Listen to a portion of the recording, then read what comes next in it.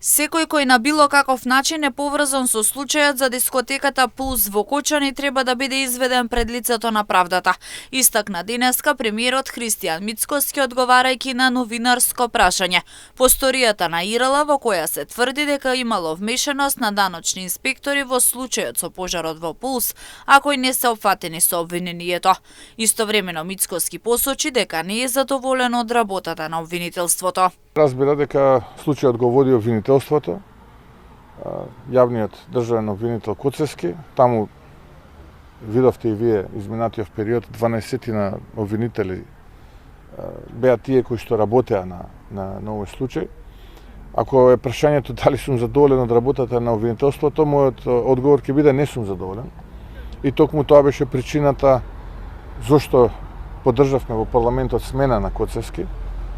А зошто СДСМ и ДУИ не ја поддржаа смената на Коцевски, тоа е друго прашање. Така што треба секој оној кој што на било каков начин и во било каква форма има било каква поврзаност со тој случај да биде изведен пред лицето на правдата. Во сторијата ИРЛ објави текстуални разговори преку апликации за комуникација меѓу сопствениците на дискотеката и инспектори од управата за јавни приходи и Министерството за внатрешни работи. Дополнително денеска Основниот кривичен суд Скопје информираше дека до крајот на неделата треба обвинителниот акт да биде оценет. Потребно е да се напомене дека се работи за предмет со 37 обвинети правни физички лица, застапувани од 33 бранители представници на правните лица. Од приемот на обвинителниот акт судот ги има ангажирано сите расположливи ресурси за достава на актот до странките, прием на сите приговори, нивно процесирање до јавниот обвинител.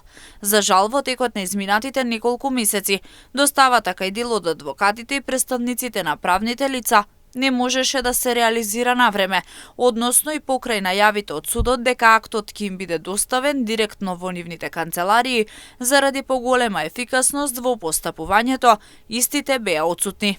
Заради тоа доставата, со тоа и роковите за приговор, непотребно се одолговлекуваа, стои во соопштението од кривичен. Со оглед да во овој момент сите обвинети и нивните бранители го имаат примено обвинителниот акт и на 3.10.2025 година истекуваат сите законски рокови за прием и достава на приговор, се исполнуваат сите услови за оцена, па се очекува актот до крајот на неделата да биде оценет, зашто јавноста и странките ќе бидат навремено известени, велат од кривичен.